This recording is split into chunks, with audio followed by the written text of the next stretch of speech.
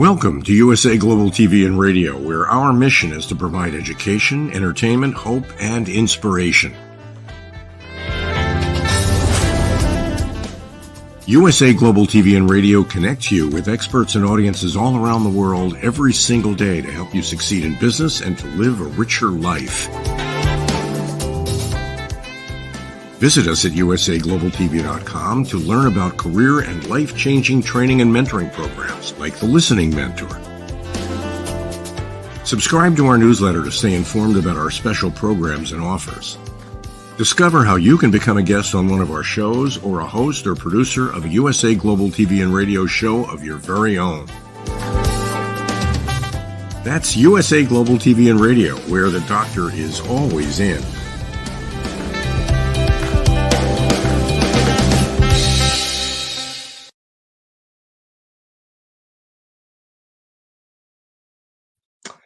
Well, good morning, good afternoon, or good evening, depending on where you are in the world.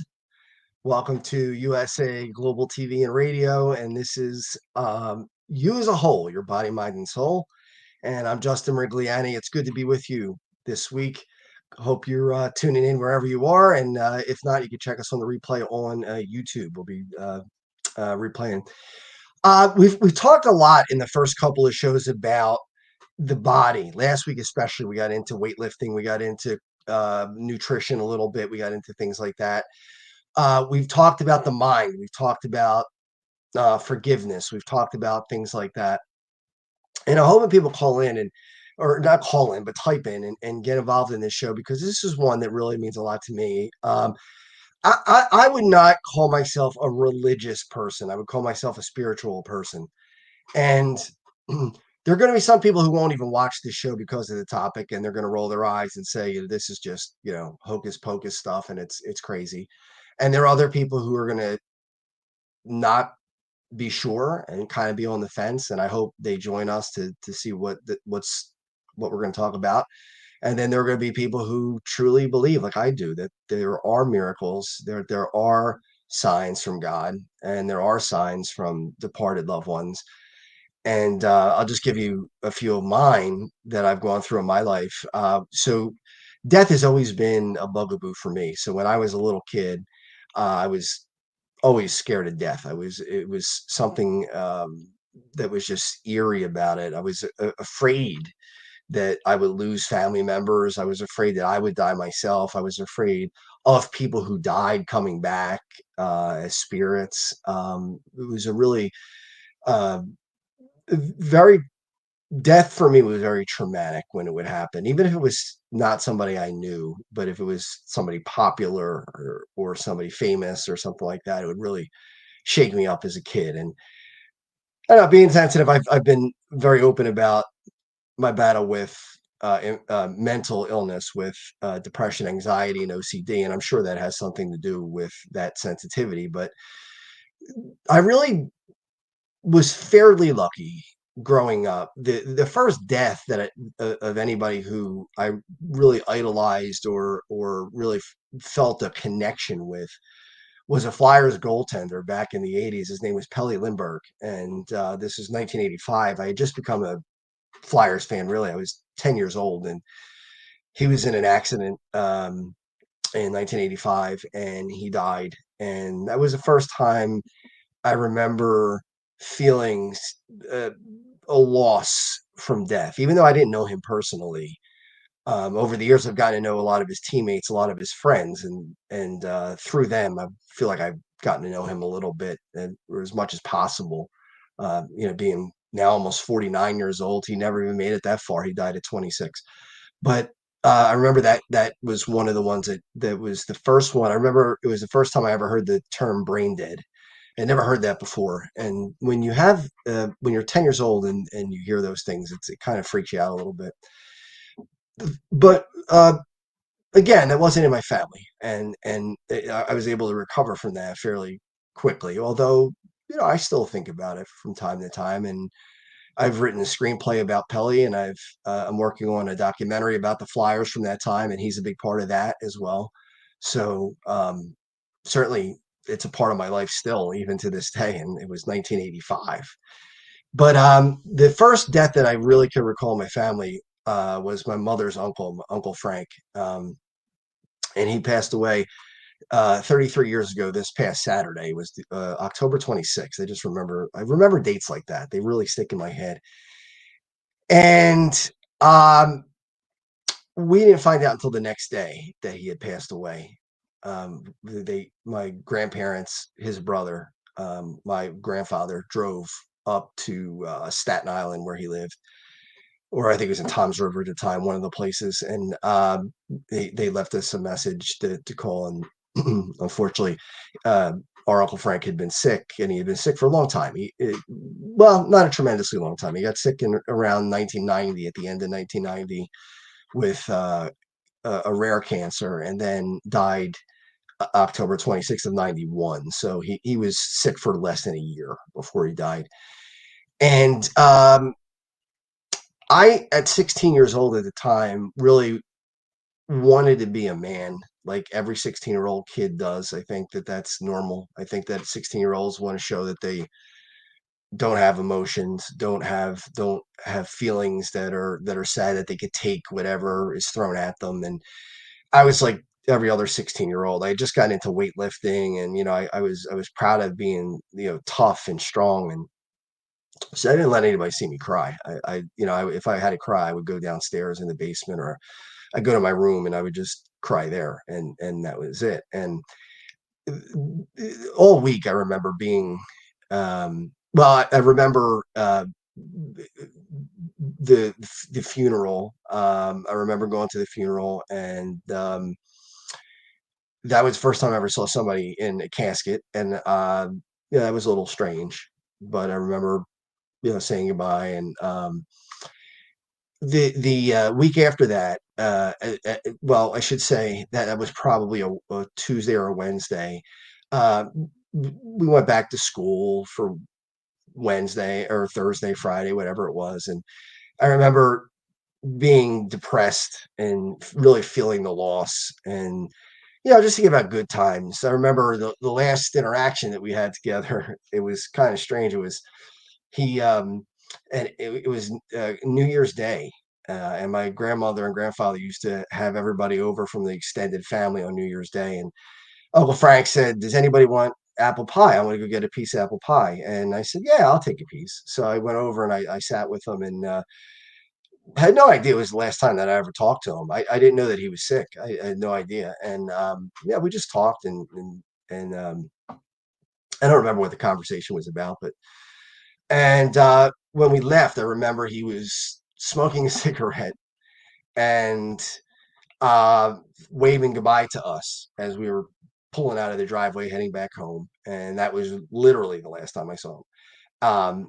So after the funeral, that next couple days were really tough. And I remember that Saturday, I said to myself, being a spiritual person, that I was going to watch the clock. And it bothers me now. I don't remember the exact time that he passed away, but I did then. I knew the time. It might have been like 9:32 or something like that, whatever it was. And I'm just throwing out a number, but at the time I knew the exact time that he died.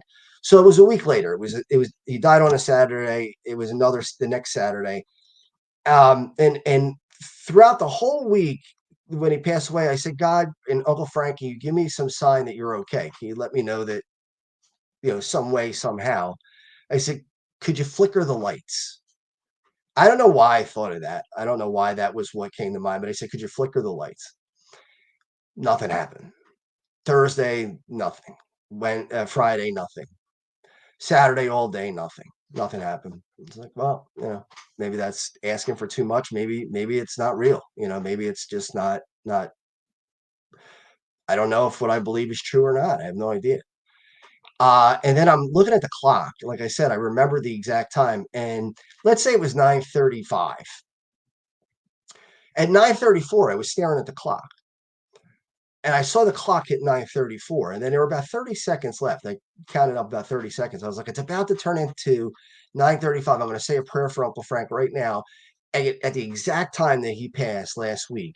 And all of a sudden, we lost power in the entire neighborhood. And my first instinct was anger. I was like, I'm never going to know now. I'm going to miss it. I'm going to miss that uh, moment because the lights had to go out. Why the hell did the lights have to go out right at that moment? And then a couple seconds later, it dawned on me, wait a minute, this is what I asked for. This is what I said. Could you flicker the lights? And within a few minutes, the power came back and the power was on again. And it was the whole neighborhood, actually. And to this day, I don't know what happened. I don't know what caused the power outage. I don't know what the situation was that made that happen, but somehow that happened at that time. And I thought, man, I mean, hey, look, could you look at that and say it's just coincidence? Like, I guess you could.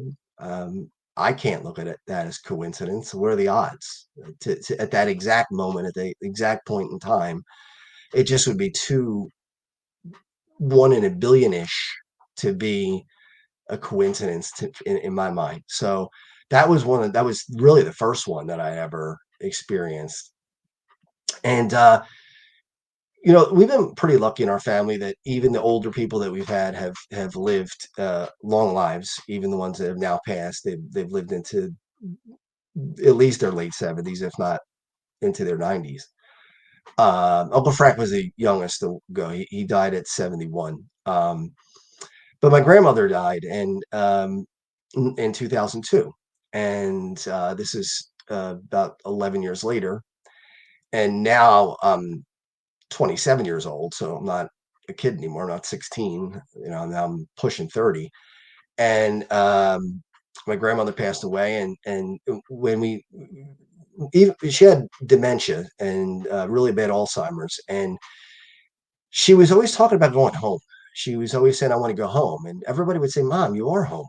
You are home." And she kept saying, "But I want to go home. I want to go home. I want to go home." And you couldn't convince her that she was home. And then I think it was a Thursday, maybe we moved her to an actual retirement facility, a nursing home, because we just couldn't take care of her anymore. It was impossible. We couldn't give her the care that she needed. And just a couple days later, 2 days later, that Saturday, uh, I was away. I was in Baltimore. I wasn't around, but the rest of the family was here, and they got the call that my grandmother passed away, and it was just 2 days after we had been together and seen her.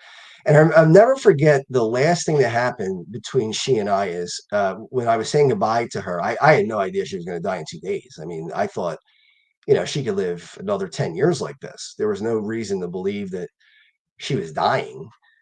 She'd had Alzheimer's, but it wasn't to the point where we thought she was actually going to die.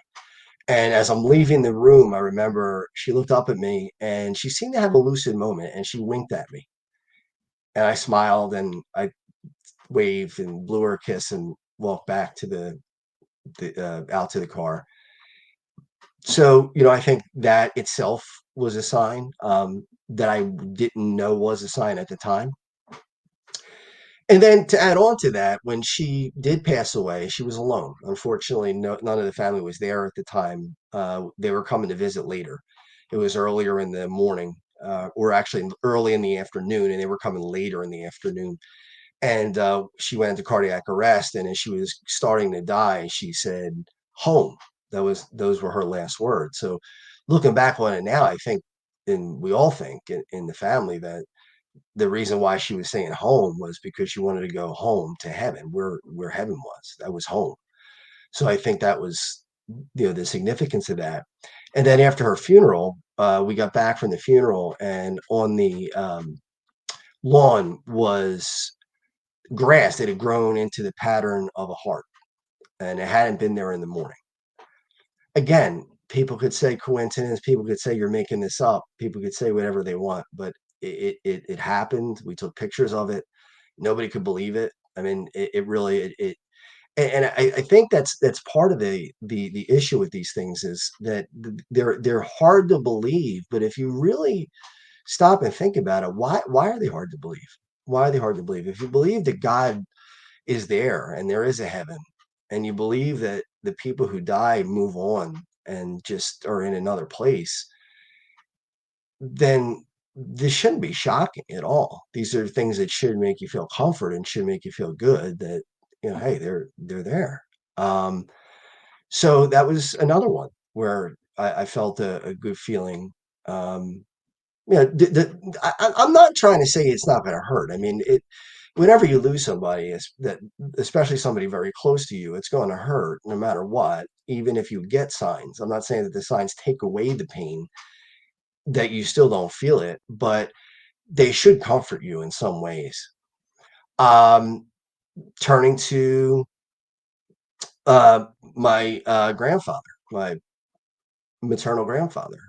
Um, he was fine up until his 90s, and then all of a sudden, just out of nowhere, seemed to have a brain tumor. Just came out of nowhere. It was brain cancer, and it was not long. He got sick, and it was pretty fast. It was a rapidly growing cancer, and at 93, he didn't want to be treated anyway. He said, "It doesn't matter. We're not going to treat this." And he just let himself pretty much finish it out, and just go, take pain medication and things like that, but not try to fight the cancer, which made sense. I mean, at 93 years old, it's too much of a battle. Surgery was just not an option at that age, um, and again, I went to, he was in Texas with my aunt and uncle. They had been taking care of him for months, years actually, and we went to the funeral, and or not the funeral. I'm sorry, the private viewing that we had. We had a funeral back here months later, but we went to a private viewing. But it was sad. I mean, to be over in Texas, he was living in El Paso, and I didn't see him that much. I remember the last conversation I had with him was on Halloween. Um, it was the World Series was on. I was watching the game, and we're talking to each other on the phone like we did maybe every 2 weeks or so. And this is months before he died. And I remember he was all over the place. I was talking about the game, and sometimes he was talking about the game, and then he was going off on different tangents, and he was saying, "I'm confused," and he handed the phone over to my aunt. And as I listened to him get all discombobulated and all shaken up, I whispered to myself, "It's over." I just instinctively, in my heart, knew that there was something radically wrong and that it was over. And it turned out to be right, but months later. But we went to the viewing, and I kept asking him I was there for a week in Texas, and I kept asking, "Can you throw me a miracle? Can you throw me a sign? Can you give me anything?" Yeah, just anything. I said, I don't care what it is. He had been a war hero. He's in a famous picture at the Elbe River shaking hands with the Russians during World War II. So he was a tough New York street kid. He was really, he could take a lot. He was a real strong guy. I always looked up to him and always thought, if I could be half the guy he is, that's pretty darn good. But there was no miracle all week. There was no sign. There was no anything. So I just chalked it up to, well, you can't get it every time you want it, and forgot about it. And we packed up our bags. We got in the car, and my uncle's driving us to the airport. He starts to back out of the driveway, and all of a sudden, the car locks. On the car doors, the locks were going up and down at a rapid pace. It was like boom, boom, boom, boom, boom, boom, boom, boom, boom, up and down, up and down, up and down, really hard, loud, and over and over and over again. And my uncle didn't know what to do. He's like, "What is going on with this car? What's going on?" And it's literally as we're backing out of the driveway to go and leave to go to the airport. And your first instinct is there's something wrong with the car. The car's got something wrong with it. And then we all looked at each other like, And my uncle's not very spiritual. I'm not sure if he's an atheist or agnostic, but he's not super into spirituality. But even he was taken aback by that, and he wondered. He said, "Is it dad? Is it a sign?" And we all thought it was. And again, the odds of that. I mean, what are the odds that we'd be backing out of the driveway? It was my grandfather's way of saying goodbye. He just waited till the very end to do it. And I think that made it even more special by not giving it to me when I asked for it, but saying, no, I'll wait till you're about to go. And then when you think you're not going to get it, then you're going to get it. It's like a little surprise. It's like Christmas when there's an extra toy there that you didn't think you were going to get. And all of a sudden you find it. So I think that was his way of just saying goodbye as we were leaving. So, I believe that to be a sign uh, from him and from um, my grandmother. And my other grandmother, she passed away in 2009.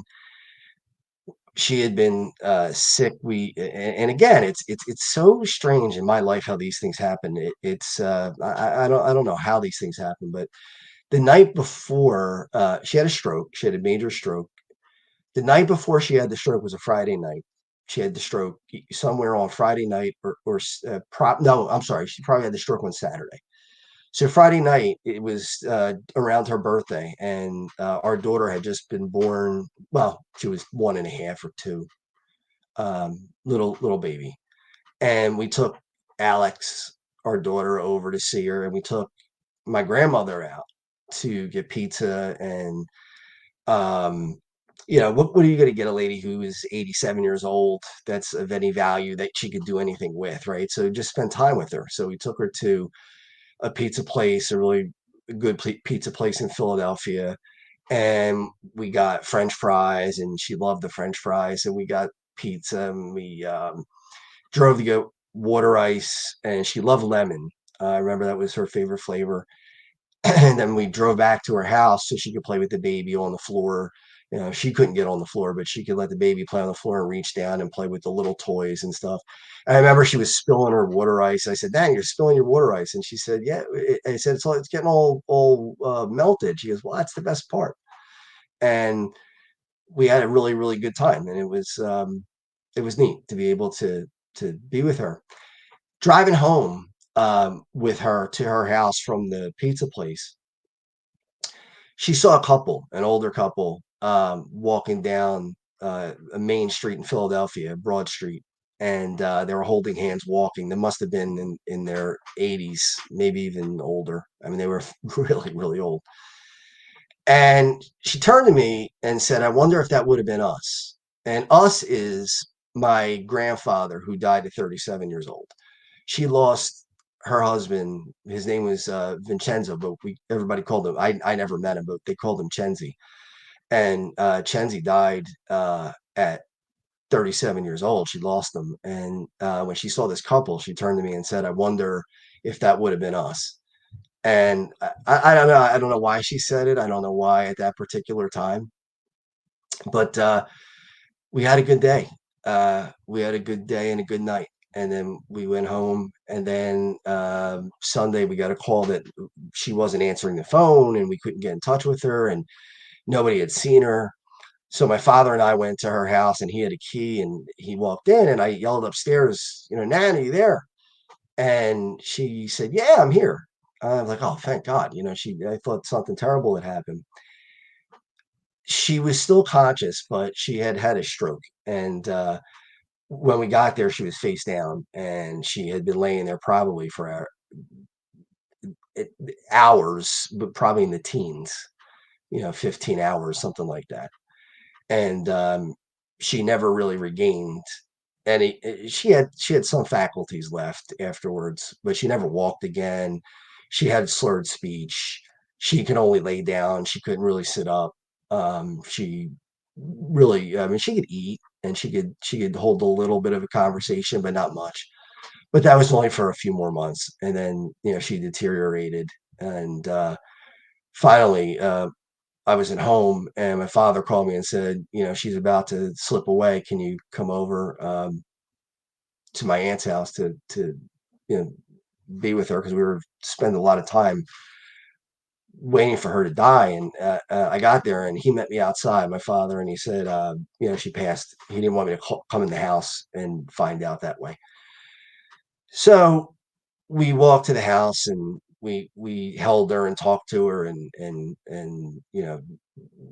just had a conversation with her, even though she was physically not there anymore. Her body was there, but it wasn't alive. And we just talked and just cried and did the things that everybody does, I think, or that most people do in that situation. And then when she was taken away, it was raining, and we looked up and there was a double rainbow outside over the house when they took her away. So we snapped a few pictures of the double rainbow.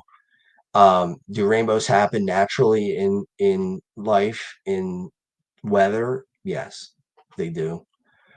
Why at that moment? Why over that house? Why at that time? I mean, you could say coincidence again, but again, is it?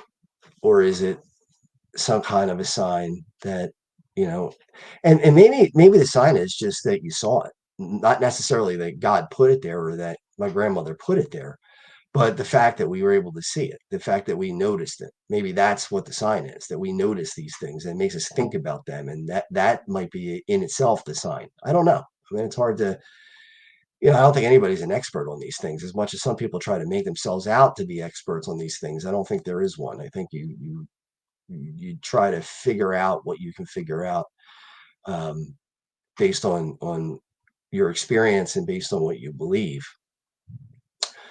So those are the closest ones. 1997 was a really tough time for me.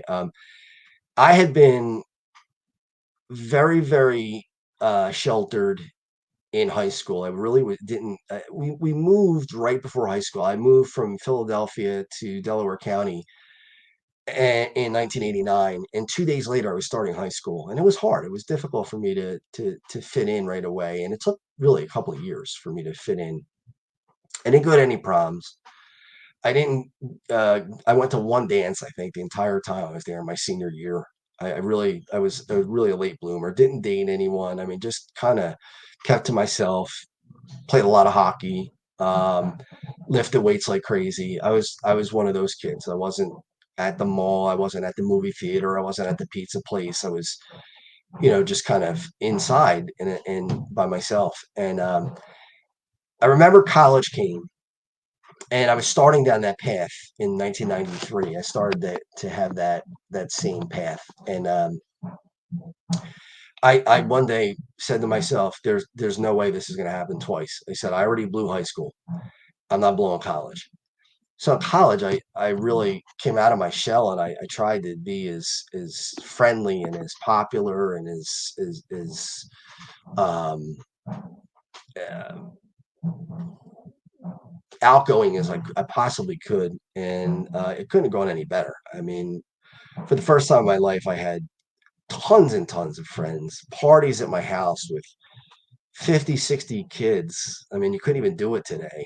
In today's climate, the cops would be there in a second, but we had a band and we had 50, 60 kids out there and doing a little drinking and that fun stuff. But it's like 30 years ago now, so we don't have to worry about statute of limitations has run out on that. But I was like, I had to pinch myself and say, is this really me? I went from this kid that didn't have any girlfriends and didn't have any friends and didn't go to dances to all of a sudden going to all the dances and having my own parties and having girlfriends and girls that were interested in me. And yeah, that was a big deal. That's life changing. I mean, to be voted, and I'm not saying this to brag or but you go from somebody who would probably be looked at as an outsider or as somebody who's not popular or somebody who's not, one of the in crowd in high school, and then all of a sudden, in senior year to get voted most popular, most friendly, and best body because I had been lifting in for all that time. I mean that's a huge switch. I mean that's like another person, and I chose to do that. And I'm not saying it to toot my own horn. I just said to myself, I blew it in high school and I knew I blew it. So I said, I can't allow it to happen in college. I just can't do it. So obviously, as we started to end college, as senior year started to roll around, the panic started to set in that, here I am, this big fish in a small pond. And now I'm heading off into the world. And, things started to happen. I lost a housemate in a car accident. One of my teachers, one of my favorite teachers, got cancer. Uh, my girlfriend at the time, we had gotten together the year before, and we were in a fairly serious relationship. Obviously, as serious as it can be at that age, at 22, and she was, I guess, 19, turning 20, and we broke up, and so I lost that relationship.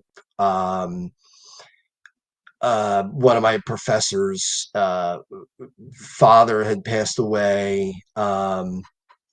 There were a bunch of things that had happened that just were repeated blows that were very, very difficult to swallow. So in any event, uh, I had a really close friend at the bank that I worked at. It was Core States Bank at the time. It doesn't even exist anymore. And I had a friend, her name was Betty, and she was in her 60s. I was 22. And every time I would come to the bank, she'd say, "Is that my Justin?" And she'd come running to the door, and she was Italian. I was Italian. She liked the fact that I was Italian. And she would give me a big hug and a kiss every time I would come in, and then a big hug and a kiss every time I left. And she was really, we talk a lot and joke around a lot about Italian stuff and, what Italian families do and things like that. And it was really great. I mean, she was like having another grandmother. It was fun. And the week that I broke up with my girlfriend, and it was mutual. We broke up, decided that it wasn't working out. And um, it was hard. I was really struggling with it and depressed, and you could see it. I mean, when I was working at the bank, I was really down. And I remember Betty at the end of the work shift, it was a Saturday, and Betty pulled me aside and Betty said to me, "Justin, come here a minute." She goes, "What are you doing?" She goes, "I can see that you're depressed. I know what's going on. And I'm sure it's because you broke up with your girlfriend." And I said, "Yeah, Betty, that's the reason why." And she said, "Listen," she goes, at your age, she just might not have been the girl for you. So don't be sad. And she used the word blue, which most people don't use that term anymore. It's an older term, right? Like somebody's sad and blue. But she said, "Don't be sad and don't be blue. She just might not have been the girl for you." And it almost rhymed. It did rhyme. It's kind of.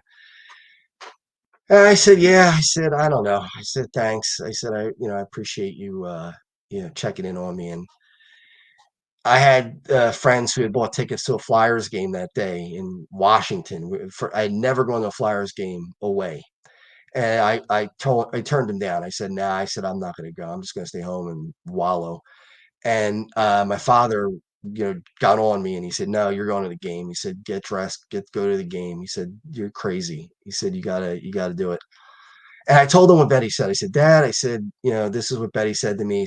She said, "Don't be sad, don't be blue. She just might not be the girl for you." And my father said, "Justin, that's a really good friend. That's somebody who will tell you the truth when it might not be something that you want to hear." I said, "Dad, you're right." I said, "When I get to the bank the next time I see Betty, I'm going to give her a big hug and I'm going to thank her." And, that was it.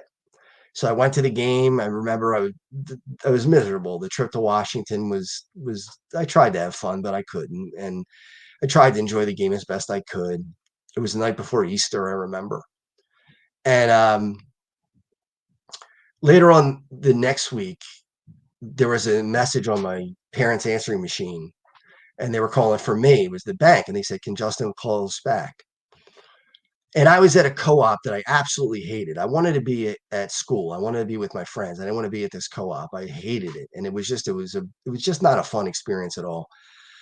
So I dialed the bank's number sitting at my desk, and I'm already annoyed. I'm just, I'm depressed about losing my girlfriend. I'm depressed about graduating.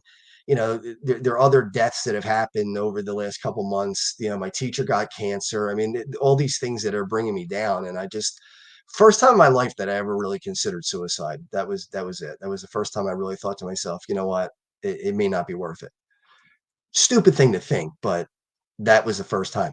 So in any event, I called the number for the bank and honestly thought that they were going to say to me, Justin, do you want to work another shift or can you work another day or whatever? That's what I was prepared for. So a lady picks up the phone and it was somebody I knew. I think her name was Christine. And they said, "Hey, Christine, how are you?" And she said, "Good, Justin. How are you?" I said, "All right." And she said, "Justin, I got to tell you something." I said, "Okay." I said, "What's going on?" She said, "Justin, Betty was in a car accident last Saturday." I said, "Oh my God, is she all right?" And she goes, "Justin, Betty died." And I remember my knees buckled and I fell to the chair and I uh, couldn't move. I was literally paralyzed. I said, just got off the phone and it must have been, I don't know, 15 minutes before I could actually get my legs to work to get off the chair. And I had to use a restroom. And I remember standing there at the restroom, not to be graphic, but for a half an hour, just standing there because I couldn't go. My body was completely seized. I mean, that's how devastated I was. It was just I couldn't even do any. I couldn't bodily functions weren't working. I mean, nothing was working. And it was just brutal. I mean, it was just, and to this day, I just can't believe that happened. So this was in April 12th, 1997, and in June of 97, it was June 29th, and it would have been the 1 year anniversary for me and my girlfriend getting together, and we weren't. And I was heartbroken. And it was the night of the Mike Tyson fight. I remember Mike Tyson fighting Evander Holyfield, and when he bit Evander Holyfield's ear, it was that fight that night. And I remember laying in bed and crying and watching the fight, and as the fight's going on, I'm punching things myself and angry and every emotion you could think of. And finally, I just was worn out and I went to bed and I fell asleep that night. 1 year anniversary after what happened with Betty. I fell asleep, and in my dream, I see Betty, and I said, "Betty, what are you doing here? You died. Like, how are you here?" And she said, "I'm always here." And I said, "But Betty, I never got a chance to give you a hug and a kiss for and thank you so much for you trying to pull me through a tough day like that a couple weeks ago." I said, "I missed my chance." And she said, "No, you didn't." She said, "You just did it right now." And it was like, wow, like this. I woke up with chills because it was like, how, I mean, yeah, you could look at that and you could say it's just the brain and that's how the brain works. And our brain, makes us think things that we want to think.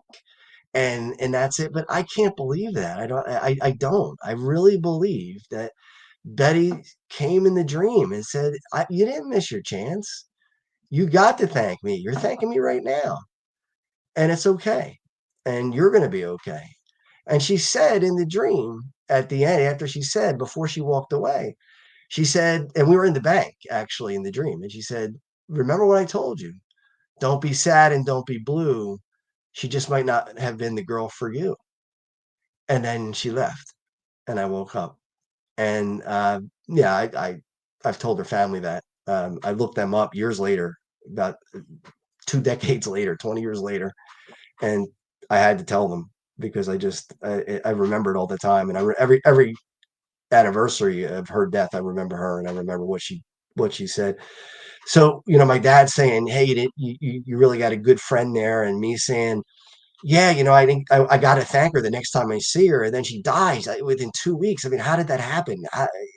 It's just mind blowing that I in that short amount of time I lost my chance, and then I got my chance back because they're there. They're not gone. See, I don't believe heaven is above space. I don't believe that it's somewhere up in the air. That we always talk about heaven up, everything's up. I don't think it is. I think it's around. I think it's just a veil that we just can't see through. And that's what my parents have taught me too. And I agree with them. As an adult, I mean, when you're taught things as a kid, you have to decide whether, and when you become an adult, whether you're going to believe it or not. I mean, there are things that my parents had taught me that I don't agree with. And there are many, many, many, many more things that they've taught me that I do agree with. They shape my life tremendously. But that's one of the biggies, is the fact that it's just a veil. They're not gone. They're not completely disappeared. They're just behind this little curtain that we can't see. But they can see us, and they can feel us, and they can talk to us, and they can do things to let their appearance be known. And I think if you're going through the loss of a loved one, and even now, I mean, if I think of a loved one enough, I could be sad, but I look back on those signs, and I think, this is incredible. This is something that's incredible. And it's not just signs from deceased loved ones. It's also different signs. Um, I am not a believer in, if you pray hard enough, it'll come true. I don't believe God is a wizard or a genie or a magic man who just jumps in and changes things. Because if he did that, then we'd all be robots. That's all we would be. If he moved us around like chess pieces and everything we did wasn't our choice, then what would be the purpose of life? There wouldn't be. So when I got sick, when I got colitis and I had to have my colon removed, I didn't pray, please take this away from me. I just said, God, please help me get through this.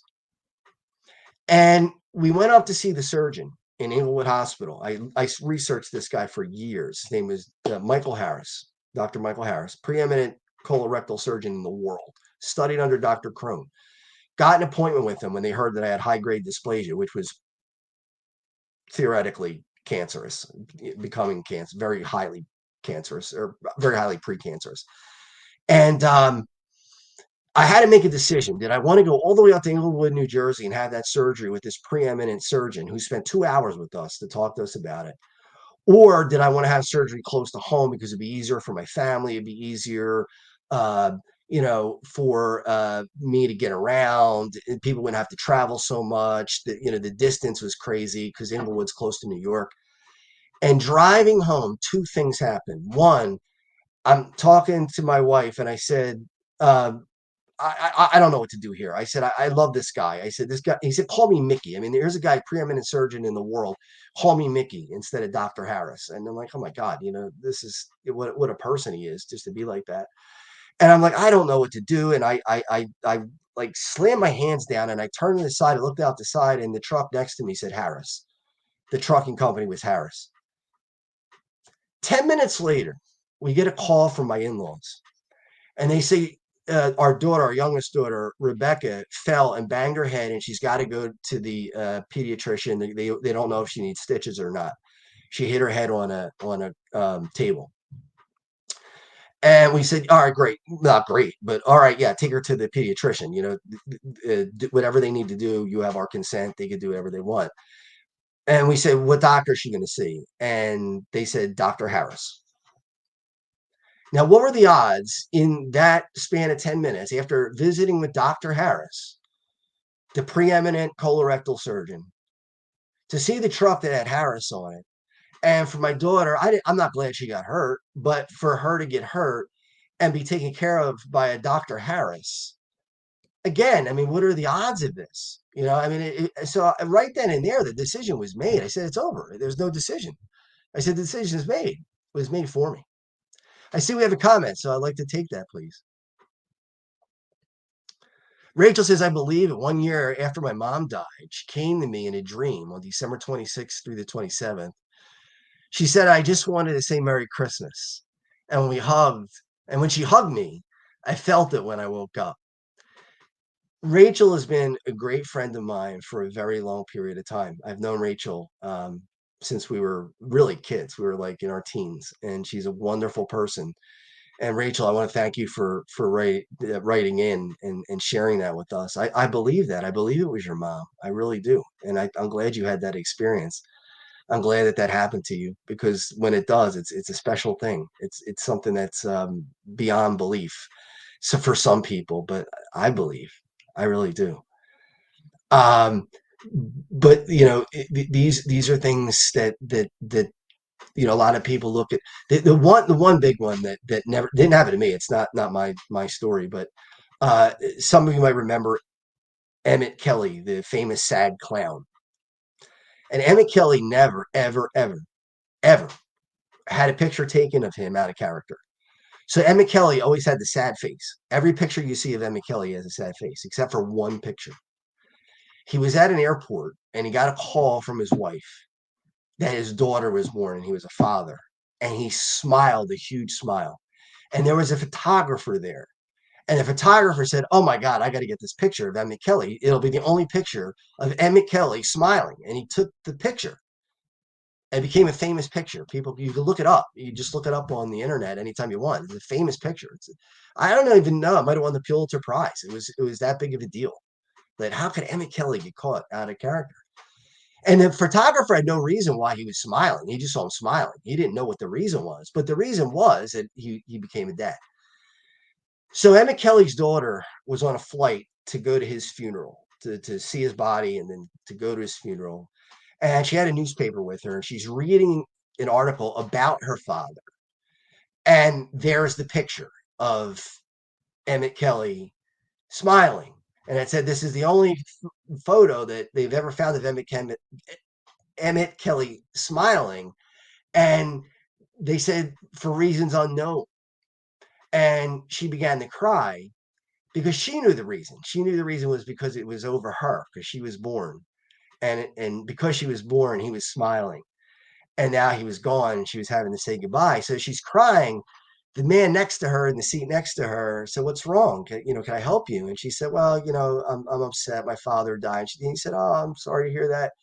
And she said, "Yeah, my father was Emmett Kelly."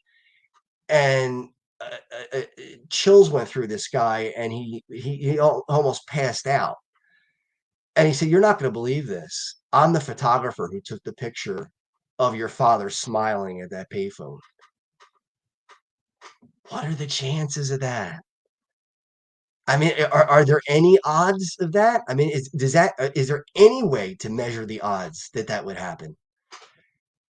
It's just it's impossible. So when people say it's a magic man or in heaven or if it's all just coincidences or it's smoke and mirrors, and it's not if you believe it. It's really not, and it's not that far fetched. It's not that far fetched. If you believe. Now, there are going to be some people who are not going to believe, and there's not much you can do about that. And that's a shame because those people are never going to feel the peace that you feel when you know that these signs are real and you know that these signs are there to comfort you. And I even believe that you could talk to people from your heart to their heart through a distance. When my uncle in 2014 was going through a surgery, we were sitting there all night long and it looked like he was going to die. They said he's probably not going to make it through surgery. And for some reason, I happened to be sitting near the door and they said they needed some help pushing the gurney out. So I went out and I pushed the gurney and I stood there and he's out cold completely. And the doctors are around him. And I literally closed my eyes and I talked to his heart. I mean, that sounds ridiculous. That sounds crazy. But I said, "Uncle Bobby, you're not going to let go. You're going to fight this." I said, "We're fighting with you." I said, "We're all right here." I said, "You got a whole warrior team on your side." I said, "We're fighting right now." I said, "You can hear me. Your heart can hear me. Pump, keep fighting, keep pumping." And I said, "I know you can hear me." And I believed it at the time. And I still believe it today. And he pulled through. Then he passed away later, but he pulled through that surgery. But I've thought about friends. They may not have even known it, that I've made a connection with them heart to heart. They may have no idea. Maybe they felt something and didn't know what they felt. But I've prayed so hard for friends and been in such a state where I know that there's a connection made through distance, through time, years, that somehow, some way they knew that I was thinking about them. Somehow, some way they knew that my heart reached out to theirs. And they might not recognize it. They may never recognize it. But I believe those things happen. And I think it's important to recognize the signs that we're getting. I don't believe in all this. I don't believe in bad signs. I don't believe in fire and brimstone. I don't believe in any of that. I think it's all good. I don't believe in a hell or a Satan, and I don't believe any of that. I believe that God made everything good. And yeah, we make bad decisions. We do bad things. We do things that are evil. But at the end of the day, God doesn't lose any of us, not a single one of us, none. And as ludicrous as this may sound, whether it's Hitler or Bin Laden or Saddam Hussein or some of the worst people who ever lived on earth, I think they understand what they've done when they get to heaven. I think that God shows them the damage that they did, and they're forced to feel it and to recognize it and to understand it. But I don't think God loses any one of us, because I can tell you right now, I have two daughters, and if they lit me on fire, I would never stop loving them. There's nothing that they can do for them to lose me. It's impossible. It just can't happen. And if that's the way I feel, then how could God feel any way different? So to wrap things up, I know we're up against the time. I just, wanted to share those with you. And I'm glad, Rachel, thank you for sharing yours. I really do appreciate it. And just look for those signs. I mean, you're not going to get them every time. It's not magic. It's not going to be something that happens every day, but take it for what it is. And as we wrap it up, talking about miracles, we're going to have a miracle. We're going to save people from inflammatory bowel disease. That's what put me in the position I'm in with an ostomy bag. So we're going to get people away from that. We're going to save people from that and help people who are with an ostomy. August 23rd of next year, 2025, which will pretty soon be this year, we're going to have an NHL celebrity game. Another one. We've had several of them, but this one, some really big names.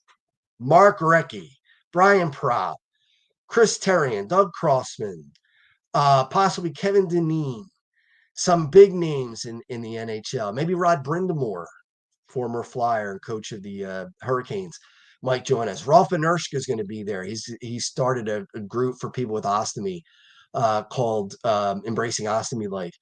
So we're going to run a little snippet of what that night's going to be like. And pretty soon we're going to put tickets on sale. And I say this every week, and I'm going to say it again. We fit 700 people in that restaurant. I want 700 hugs at the restaurant, and we fit 1,000 people at the rink. I want 1,000 hugs at the rink. So I need you to go there. It's www.checkmatescharity.com. Pretty soon, tickets will go on sale. We're going to get them on sale before Christmas. They're only $70 the tickets. That's it. You meet all these celebrities. They're more than just hockey players. We have other celebrities coming. You get a full buffet, 2-hour open bar. We could close the place. She said, even though the party's still 12, we could stay till 2 o'clock in the morning. We have all kinds of things going on. It's going to be an incredible party, an incredible night. So watch this little snippet, and this is just a little taste of what we're going to come up and have in August.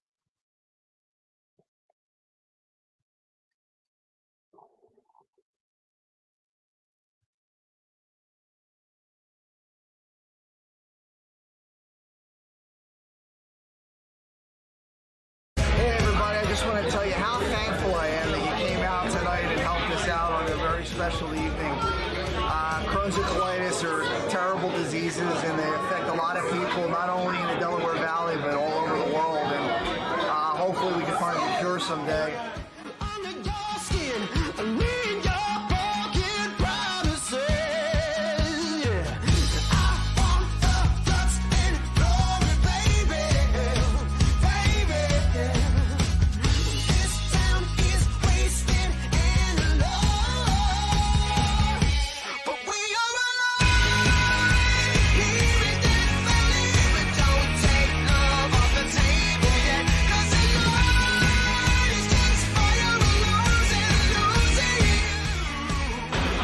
Nolan here with you at the Checkmates versus the Flyers alumni. We had a great time this afternoon. game was close, and we're all here for Checkmates Charities, which is the real reason that everybody's here, not only the players, but all the fans that were here. It was a great day, and we're really happy to be here.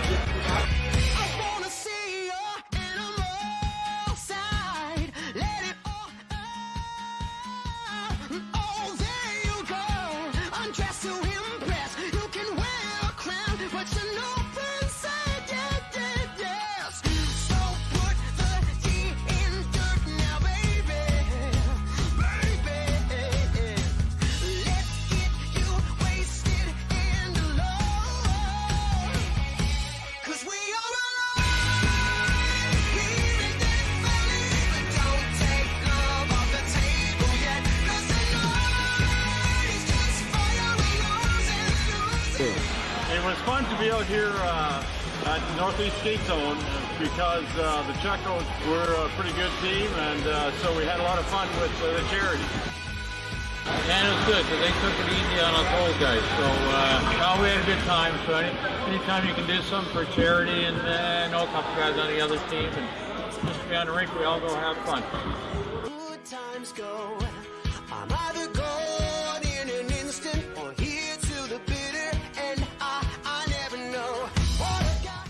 I want to thank my family for all that they did to help me get through this, and there's a lot of planning that get done. It has to get done. I want to thank Nick's Roast Beef and Cotton Avenue for all they've done. Dr. Prieto for saving my life and finding the disease and treating me for so long. And the Flyers organization for all they do to help us raise money every year. So thank you, everybody. I appreciate it. I'll see you when I'm gone. I'll see. Baby, I'm ready to go.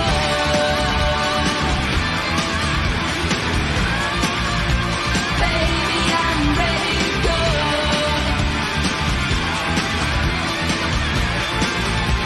Baby, I'm ready to go.